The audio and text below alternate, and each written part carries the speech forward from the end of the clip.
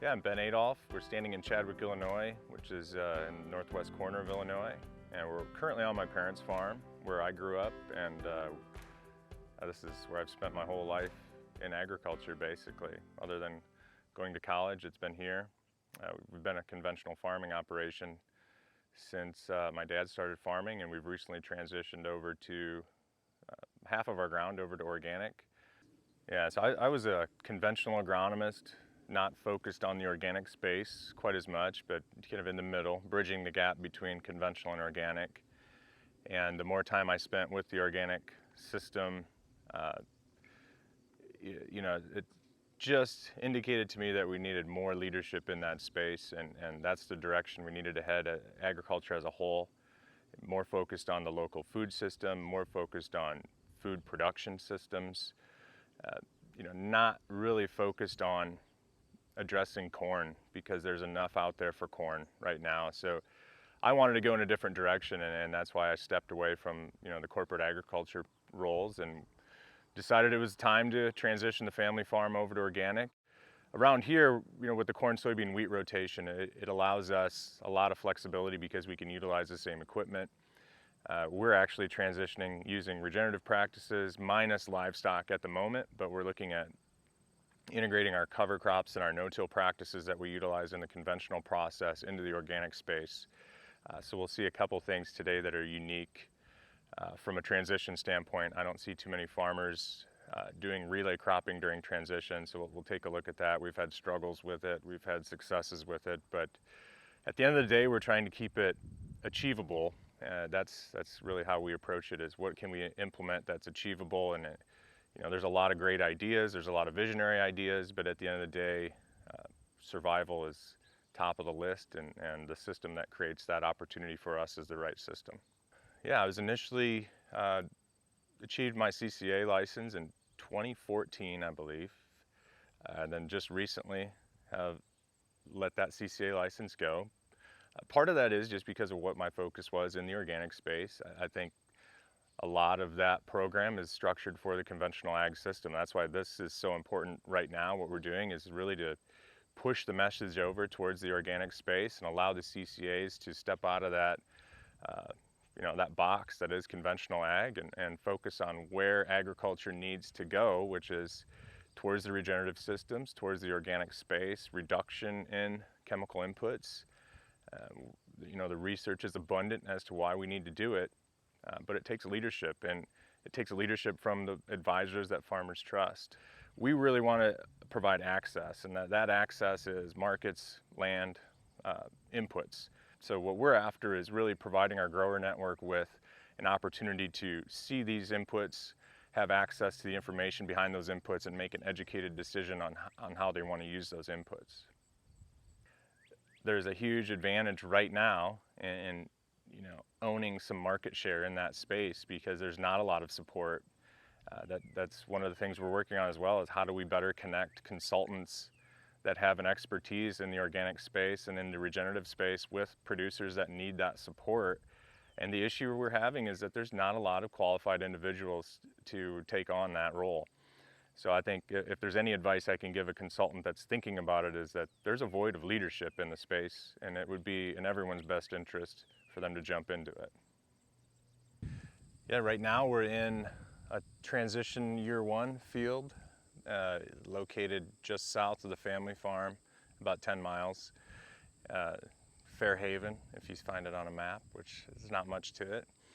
Definitely different soil than what we have at the home farm. It's a lot less productive, it's a lot more rolling, presents unique challenges for organic management. It's been a conventionally managed field by our operation for 12 years now. And like I said, this is our first year of transition. It's primarily corn, soybeans. We've done wheat in the past on this field. We've had alfalfa on this field in the past. Our goal moving it into transition and farming it organically is to use whatever we can use without doing too much tillage, because it is highly erodible as a whole. So we have to be really cautious as to how we rotate and what we rotate with. So I'm leaning towards a small grains rotation so we can have more of that permanent crop feel, cover crops in between, help with soil building, help with nutrient management strategy. But right now what we have is a relay crop transition. So we had rye in here, and we came through early June and threw soybeans in on 30. So we had a food grade soybean. This is a clear hilum that actually goes to Purist Foods. So we wanted to work with that premium contract during transition. The markets jumped, so we have, it's a good opportunity for what we're doing, but we learned some hard lessons as we went through it. Our biggest issue was establishment of our small grain crop and the strategy we used to do that. And this was a late decision. It was a late seeding in the fall of 2020.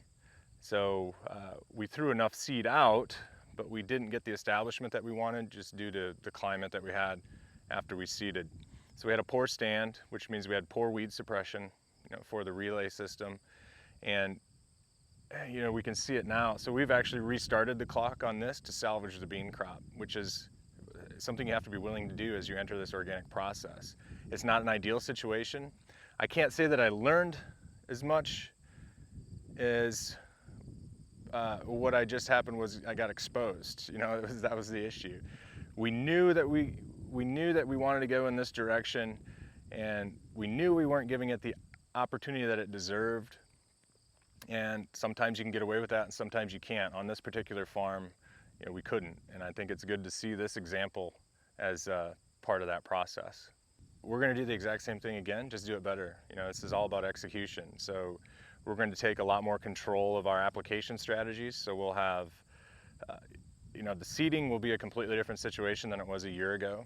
And that's the biggest thing. We want, that cover crop that was rye that turned into a cash crop because we're selling the seed into the cover crop market because we couldn't get it terminated.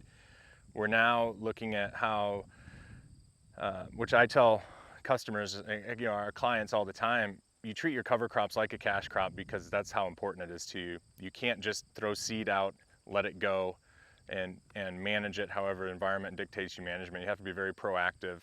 Where we had a great stand of cereal grain, we had zero weed pressure and healthy soybean plants. And that tells me if we can replicate that throughout the entire field, we're good. Again, we know this, we just didn't execute properly. So moving forward, we're going to do the exact same thing we did with better execution. Yeah, so for relay cropping for us is actually harvesting 2 crops off that field. Ideally, what we would do is not harvest 2 crops. We would roller crimp this rye, gain that weed suppression, gain that nutrient cycling that we want from the rye crop, gain the soil building, all the advantages of that rye crop. We want to stay on the field. If I don't have to sell seed off of that field, I would prefer not to. So we would like to be able to get a heavy, cereal grain established, and then roller crimp that to terminate it so that we can grow our primary cash crop, which is that soybean plant. Moving through the rotation, we'll probably lean heavily on the small grains as part of the cash crop rotation, just because we want to eliminate the opportunities for us to conduct tillage out here.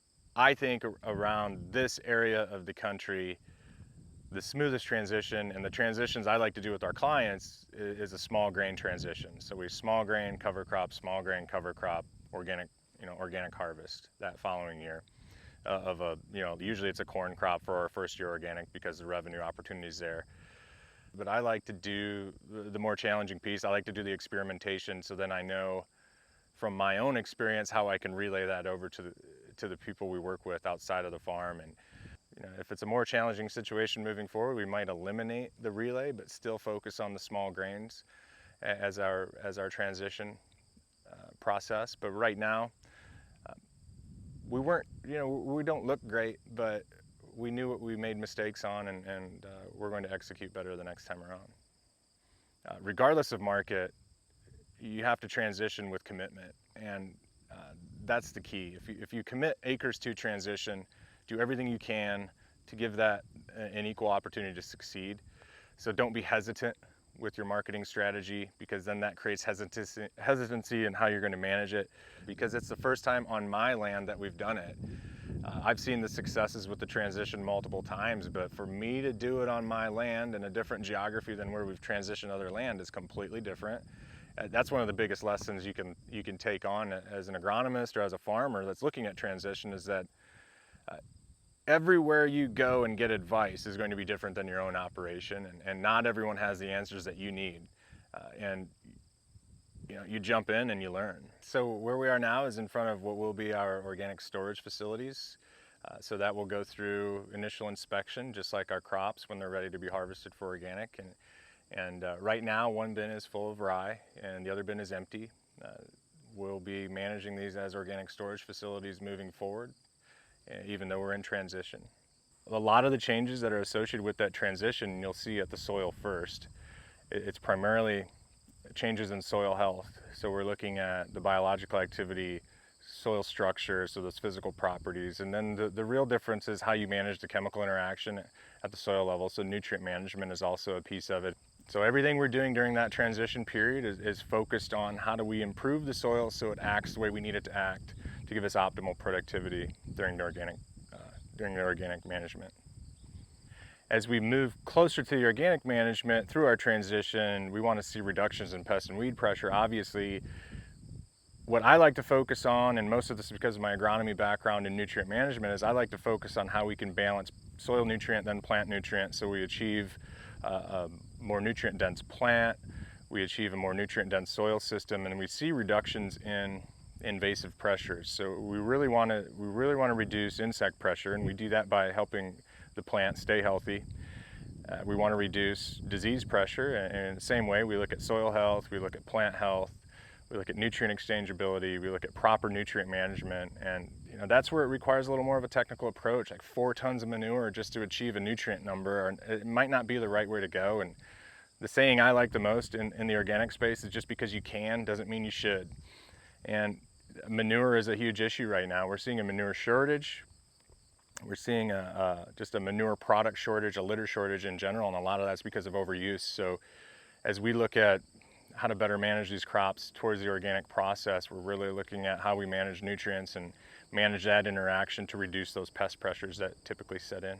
Profitability during transition is usually slightly suppressed from the conventional management. I won't say it always has to be suppressed. It really comes down to how well you manage the transition process. Our goal is that we don't reduce revenues during that transition process. One of the reasons we went to a small grain is profit per acre, because it requires less inputs. So then we don't have the same operating line that we need to manage a corn crop.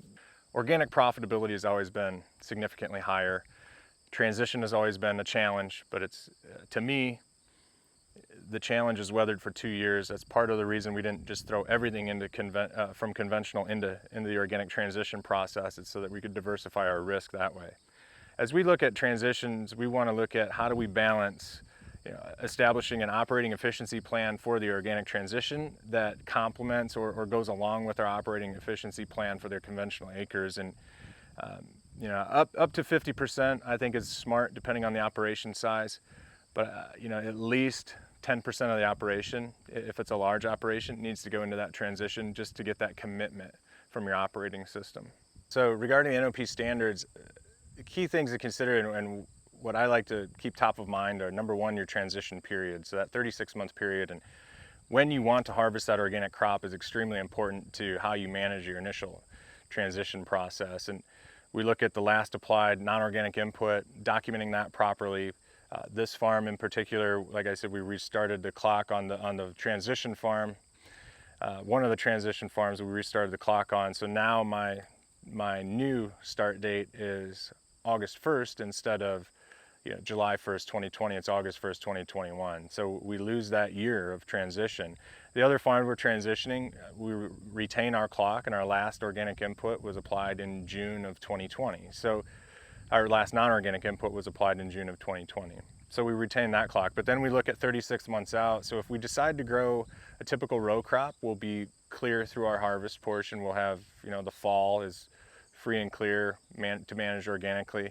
If we decide to do a small grain, we harvest small grains around here mid to late July, so we're still clear on that. But the 36-month transition process is something that we always want to have planned out and really stick to that.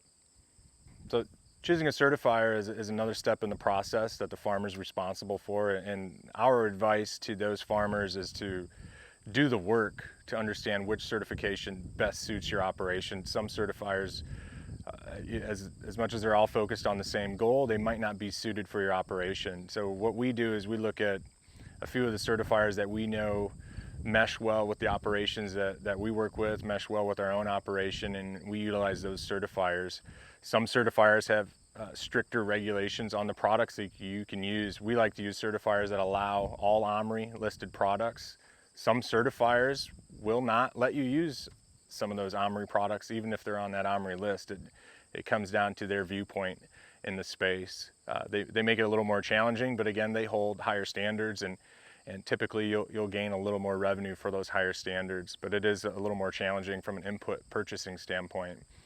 And as the advisors in that process, there are a lot of areas that you can slip up from an input standpoint, because the certifiers will allow products off that OMRI sheet or that OMRI list, but you can make mistakes with small inclusion products like adjuvants, where you can have an active organic fungicide, but your inactive ingredients like your adjuvants might not be on that OMRI list, and those create issues as we look at following the compliance rules. As an advisor, there's a challenge that's presented when you remove those synthetic tools. You have to come up with new tools for those farmers to utilize that are not synthetic, that are organic, that are focused on regenerative opportunities. And as the industry moves forward, I don't see a lull in the markets that indicate a loss of profits. I don't see the same volatility in the organic marketplace that we see in the conventional marketplace. But we're really seeing that the organic market stability is intact, and long term, I'm all optimism on the organic industry as a whole. There are changes we need to make associated with climate. I mean, our business off the farm is focused on integrating regenerative strategies into organic agriculture, and that's because we're focused on what we need to do from a climate standpoint. So tillage reductions, nutrient management at a technical level instead of just a mass application level, those are all essential to how we move the climate initiatives forward. I think the organic space needs to lead that movement. Nutrient management specialists, great opportunity to play in the organic space because there's almost no nutrient management in place. Sustainability professionals, I took one of the first tests for the SSP, and I think there's still a void for sustainability professionals. I think we need to beef up the opportunities to continue education and sustainability. We need to beef up our presence in the organic space from a sustainability standpoint, and really start pushing initiatives that are focused on climate first, then organic systems second. And that will really shape this the way it needs to shape it.